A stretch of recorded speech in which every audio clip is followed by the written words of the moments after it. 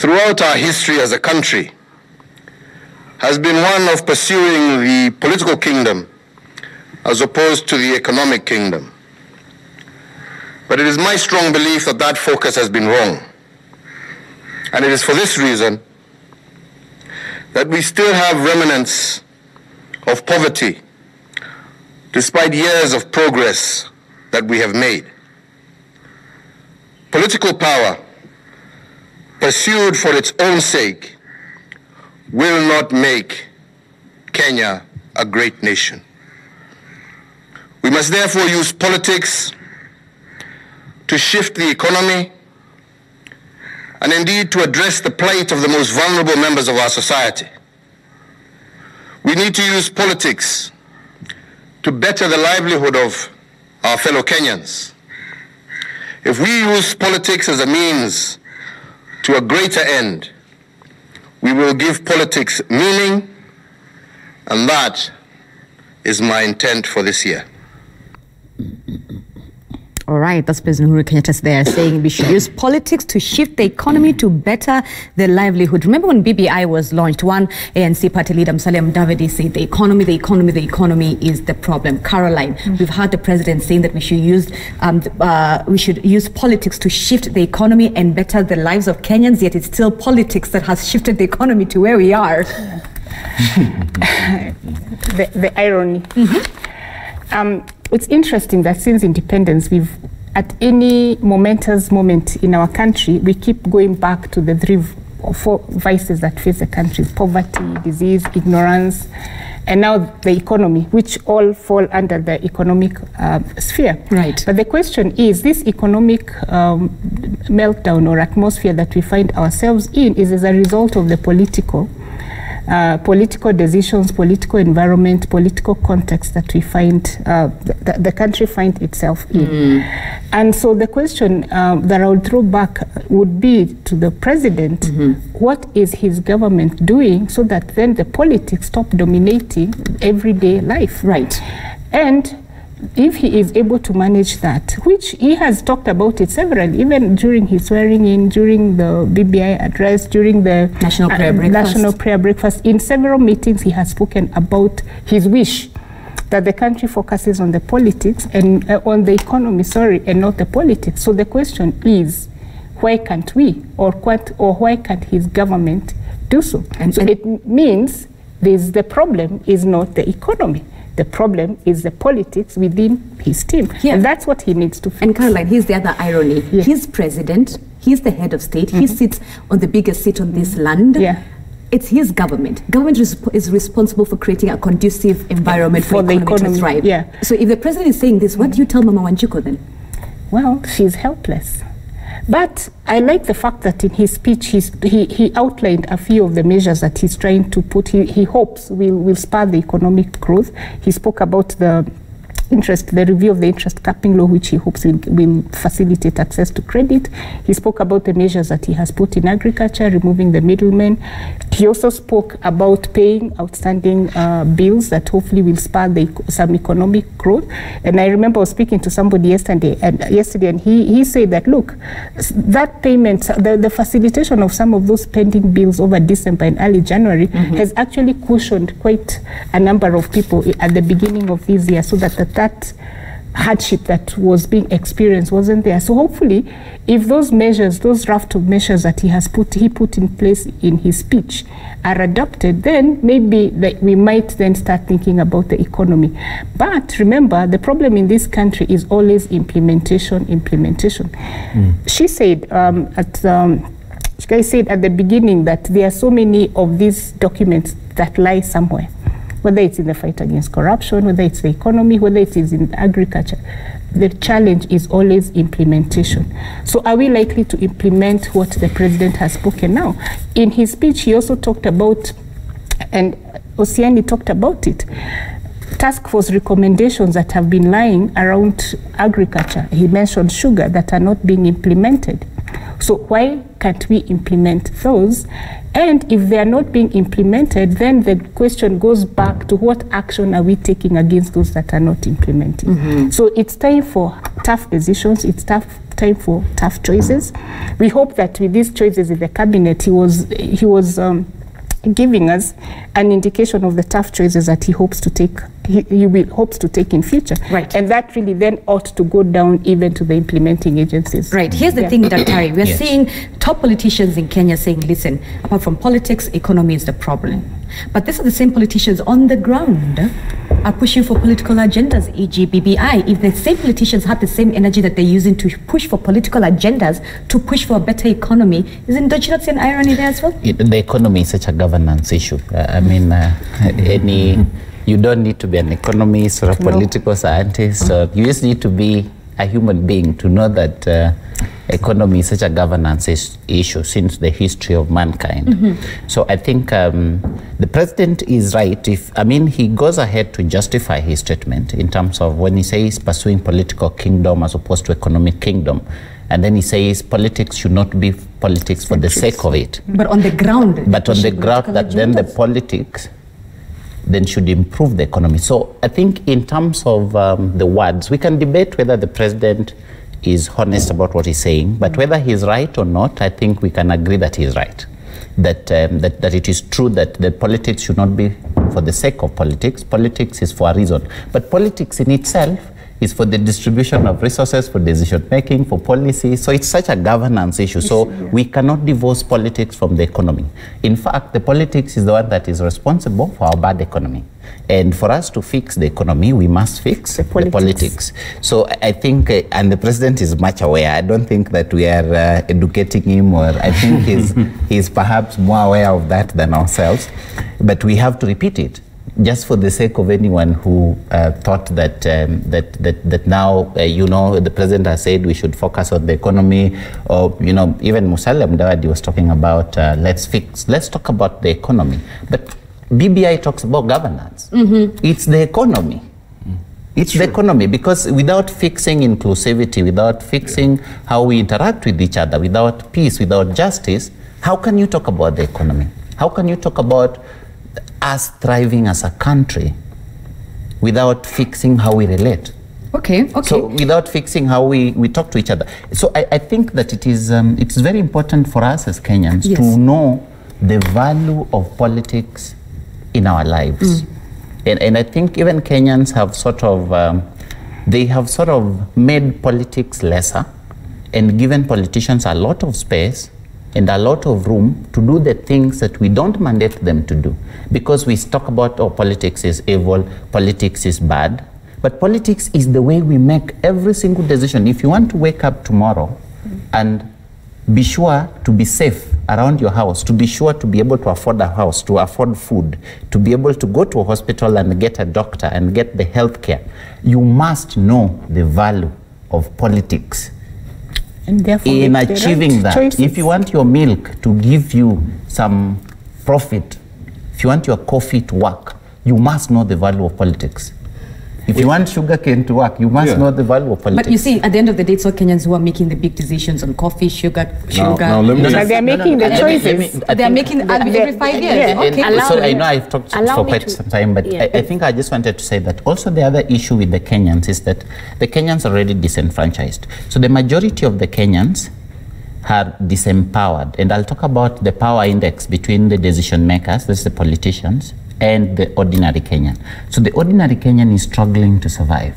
So he's too busy struggling to live, struggling to take his child to school, struggling to afford food, struggling to have a shelter, to an extent that politics to the common mwananchi is benevolence. It's about the 50 bob that I got from my MP. It's about the bill that I'm still struggling for my MCA to pay for me in the local dispensary or the local health center.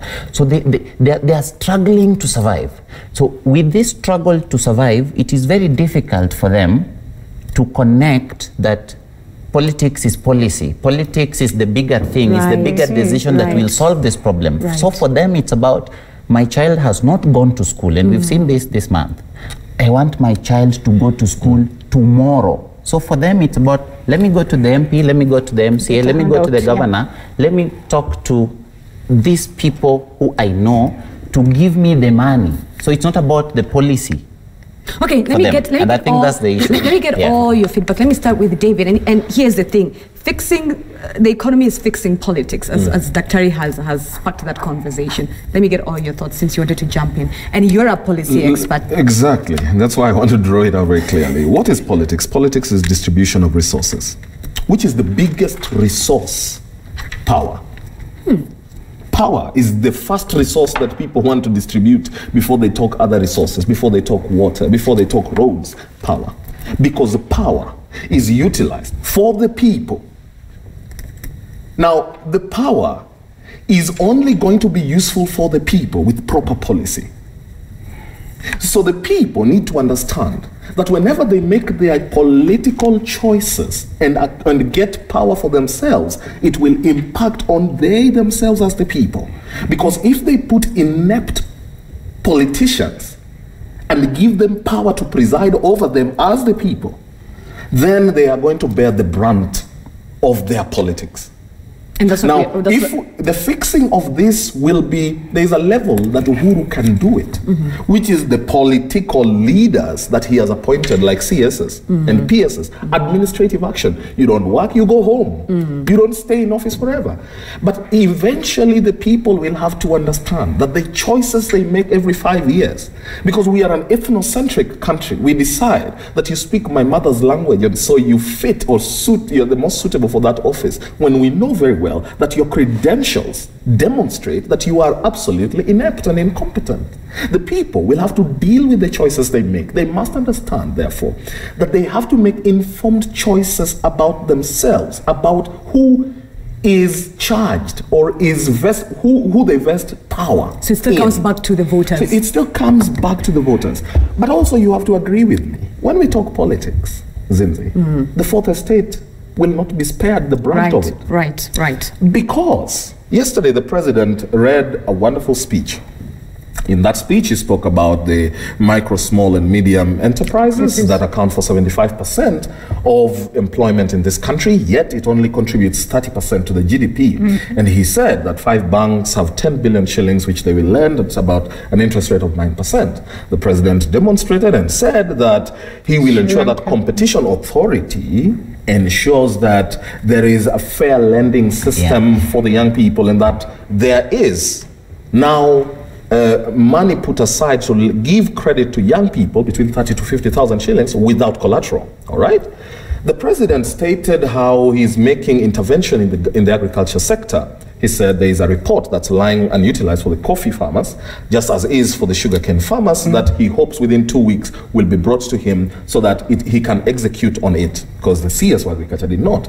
The president spoke about how even the tea royalties will be dealt with, the priorities of taxing milk that comes from outside the country, from Uganda, which people point fingers at, and I hope it's resolved. But he said we will tax them so that we can create an opportunity for our middlemen and rectify the governance structure on Kenya Tea Development Authority. But you will realize that that is not even given prominence by the media as well. So they will go about the politics. Who did we appoint? Who did we not appoint? Yes, I will say that our politics will begin with us. We, as Daktari has stated afore, we have a stake as much in our economy as the president, we hope, does. Okay. So when we choose our leaders, we must get leaders who will ensure that their biggest and the most sacred mandate they hold is to transform the lives of the people they preside. Let me bring in the ladies, Harriet and Caroline, very quickly before we take our next commercial break. Fix politics, fix the economy, but how do we fix politics and how do we fix the economy when the political temperatures won't allow it? Let me just and they're about to get more heightened. Sadly. Yes, let me just start by saying, at times I like equating life with what we do every day. Okay. When you throw a baby up and they come down smiling and laughing and giggling, it's because they trust. They trust that you'll catch them. So the question then is, are Kenyans able to trust the leadership that they put in place, that they will be able to dispense off their duties with the competencies that it deserves? Simple things that like upholding the constitution, and for us to have the DNA of constitutionalism within ourselves is lacking. we are breaking all the laws as leaders in this country. If we do that, then what do we expect out of the very people that we are supposed to provide guidance and lead? The other issue is selflessness, you know. The kind of leadership that I have seen is very selfish. It's about me today, me, myself, and I, and that's it. Can we then start putting in place policies that is going to shape this country and its future?